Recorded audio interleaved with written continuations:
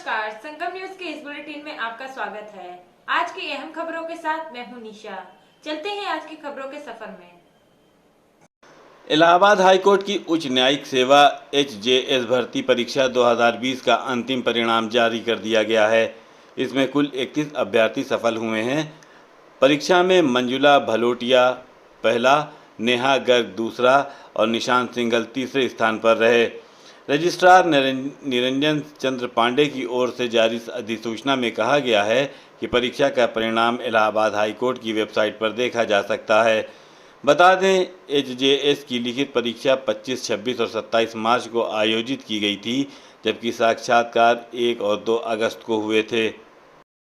Allahabad high court ने UP में विधानसभा चुनाव के दौरान भड़काऊ भाषण देने के आरोपित बाहुबली मुख्तार अंसारी के बेटे अब्बास अंसारी की याचिका पर राज्य सरकार से 2 हफ्ते में जवाब मांगा है।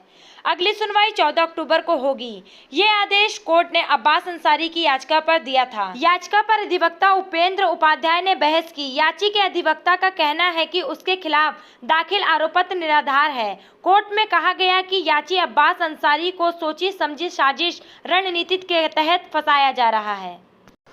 इलाहाबाद यूनिवर्सिटी के नए सत्र में की गई फीस वृद्धि के खिलाफ आज आंदोलन कर रहे छात्रों ने एक विशाल मशाल जुलूस निकाला। छात्र संघ संयुक्त संघर्ष समिति की अगुवाई में ये मशाल जुलूस इलाहाबाद विश्वविद्यालय के छात्र संघ भवन से शुरू हुआ और चंद्रशेखर आज़ाद की प्रतिमा पर जाकर ख़त्म हो गया।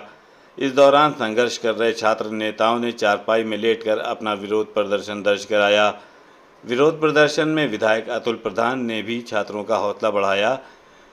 प्रदर्शन के समय बड़ी तादाद में पुलिस फोर्स भी मौजूद रही। भैया सामने से हट जाओ। हेलो, सामने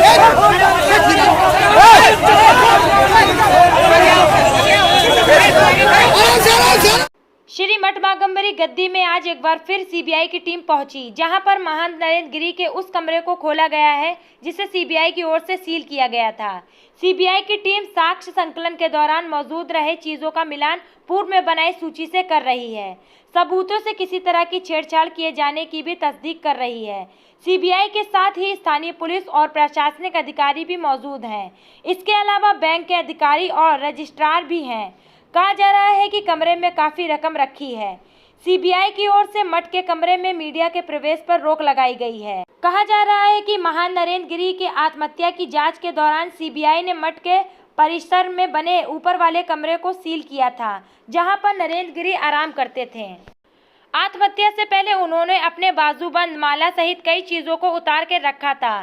फिलहाल पुलिस अधिकारी इस मामले में अभी कुछ नहीं बोल रहे हैं। आपको ज्ञात हो कि अखिल भारतीय अखाड़ा परिषद के अध्यक्ष रहे महंत नरेंद्र गिरी की मृत्यु पिछले साल 20 सितंबर को हुई थी। देश में हिंदी दिवस को लेकर एक बार फिर बड़ा विवाद खड़ा हो गया है। कर्नाटक के पूर्व मुख्यमंत्री और JDS नेता HD कुमारस्वामी ने वहां के मौजूदा मुख्यमंत्री को खत लिखकर कर्नाटक में हिंदी दिवस न मनाने की मांग की है। कुमारस्वामी ने अपने खत में लिखा है कि कन्नड़ भाषा के लोग अपनी टैक्स की कमाई को हिंदी भाषा के विकास के लिए हिंदी दिवस मनाने में नहीं खर्च कर सकते और हिंदी दिवस मनाना कन्नड़ भाषा का अपमान है। कुमारस्वामी के इस बयान को लेकर प्रयागराज में हिंदी साहित्यकारों ने मुखर होकर अपना विरोध दर्ज कराया है।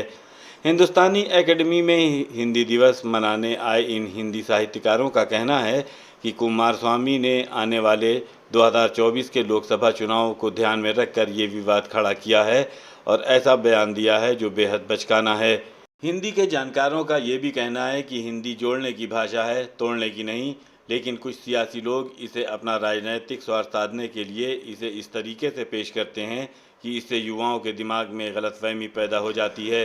हिंदी की नामचीन पत्रिका सरस्वती के संपादक रवि नंदन सिंह ने भी इस विवाद पर गहरी प्रतिक्रिया देते हुए कहा है कि आज़ादी के समय भी इस तरह की सोच वाले कुछ लोगों ने हिंदी को लेकर ऐसे ही बयान दिए थे। हिंदी के प्रोफेसर SP शुक्ला का कहना है कि ये बेहद खतरनाक राजनीति है जो युवाओं को उनके रास्ते से भटका सकती है, लिहाजा इस तरह के बयान पर कदापि ध्यान नहीं देना चाहिए। ये कोई पहली बार नहीं है। यह जो भाषा की राजनीति है, जब संविधान में ये प्रावधान किया गया था 15 वर्षों तक अंग्रेजी राजभाषा होगी, और 1965 में अंग्रेजी को समाप्त हो जाना था। 63 में राजभाषा आयोग बना था और उसी समय दक्षिण भारत में करुणानिधि ने एक हिंदी के विरोध में आंदोलन शुरू किया था। तो तमिलनाडु में पहला जो विरोध हुआ था वो 1963 से शुरू हो गया। उसके बाद तमिलनाडु की देखा देखी अन्य राज्यों ने भी किया था और एक लंबा मूवमेंट चला।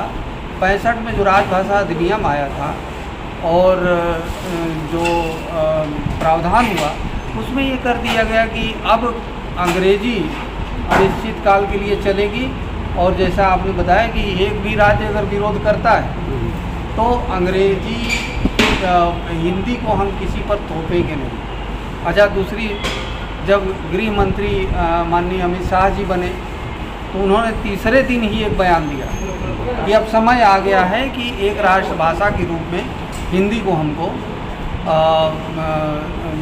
लाना पड़ेगा और हिंदी संपूर्ण देश के लिए एक राष्ट्रभाषा का मानक बन के हमारे सामने रहेगी। जब हिंदी की बात आए दक्षिण भारत के राज्य या बंगाल या अन्य जो भाषाभाषी राज्य हैं वो इस तरह का विरोध करते हैं। ये राजनीति है और यह राजनीति, भाषा की राजनीति आज से नहीं चल रही है, ये जैसा मैंने बताया 1963 से चल रही है। यह जो बयान है, चूँकि 2024 में लोकसभा का चुनाव होने जा रहा है और ऐसे बयान चुनावी दृष्टि से ही दिए जाते हैं। हिंदी जैसा कि चाहे दक्षिण रहा हो, चाहे उत्तर हो, चाहे मध्य प्रदेश, हिंदी ने सबको जोड़ा है। अगर हिंदी न हो तो स्वतंत्रता संग्राम आप किस भाषा के माध्यम से स्वतंत्रता संग्राम की लड़ाई की बात पहुंचाते। तो हिंदी राष्ट्र को जोड़ने वाली भाषा है और कहीं भी चले जाए। मैं तो तमिलनाडु में भी गया हूँ, बेंगलुरु में भी गया हूँ, ऐसे तमाम जो है दक्षिण महाराष्ट्र में प्रिंसिपल रहा है, तो कहीं भी आप चले जाए हिंदी के माध्यम से आपका खाने पीने इन सारी चीज़ों का काम तो होता ही है। और इसके अलावा व्यापारी चाहे कहीं का, चाहे साउथ का हो चाहे वो विदेश का, वह जब आपस में मिलते हैं, व्यापार की बात करते हैं, तो वो हिंदी में ही अपनी बातचीत को जो है प्रस्तुत करते हैं। उसके बाद जो पहला निकलता उनका उद्गार है वो हिंदी में। इसलिए ये कहना बिल्कुल वोट की राजनीति है कि हिंदी दिवस नहीं मनाना चाहिए। हिंदी दिवस मनाना चाहिए और हिंदी और भारतीय भाषाओं, दक्षिण की भाषाओं को आपस में सामंजस्य बनाने के लिए प्रयास करना चाहिए। ये काम दक्षिण के मुख्यमंत्रियों का भी होना चाहिए और उत्तर भारत के मुख्यमंत्रियों का भी होना चाहिए।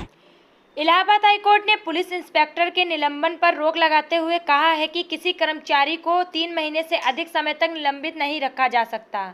प्रयागराज के थाना हंडिया में तैनात पुलिस इंस्पेक्टर को अप्रैल 2022 को निलंबित कर दिया गया। 3 महीने बीत जाने के बाद भी उसे कोई भी विभागीय चार्जशीट नहीं दी गई। इंस्पेक्टर के निलंबन पर अगले आदेशों तक रोक लगाते हुए कोर्ट ने एसएसपी प्रयागराज से 4 सप्ताह में जवाब मांगा है। ये आदेश न्यायमूर्ति नीरज तिवारी ने पुलिस इंस्पेक्टर केशव वर्मा की याचिका पर पारित किया। याची इंस्पेक्टर को उत्तर प्रदेश अधीनस्थ श्रेणी के पुलिस अधिकारियों की दंड एवं अपील न्यायावली 1991 के नियम 17(1) के प्रावधानों के अंतर्गत निलंबित कर दिया गया। निलंबित कर इंस्पेक्टर को पुलिस लाइन प्रयागराज में संबद्ध कर दिया गया था। विद्यालय की शिक्षा हो या उच्च शिक्षा, फीस में बढ़ोतरी आम बात है, लेकिन देश के केंद्रीय विश्वविद्यालय में से एक इलाहाबाद यूनिवर्सिटी एक ऐसा संस्थान है कि जहां फीस में बढ़ोतरी 1-2 साल या 1-2 दशक नहीं बल्कि 1 शताब्दी के बाद बढ़ाई गई है। वहीं इलाहाबाद यूनिवर्सिटी में विभिन्न यूजी, पीजी और पीएचडी कोर्सेज की फीस में 100 साल बाद बढ़ोतरी की गई है। यूनिवर्सिटी द्वारा 14 सितंबर 2022 को साझा की गई आधिकारिक जानकारी के मुताबिक सन 1922 के बाद ये पहला अवसर है जब इलाहाबाद यूनिवर्सिटी में फीस बढ़ाई जा रही है।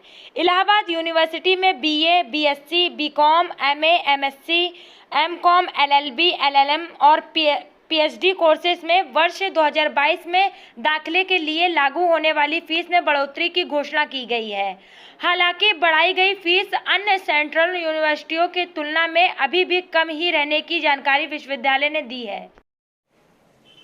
खबरों का सिलसिला यूं ही जारी रहेगा। आप हमारे YouTube चैनल को लाइक कीजिए, सब्सक्राइब कीजिए और शेयर कीजिए और आप देखते रहिए संगम न्यूज। नमस्कार।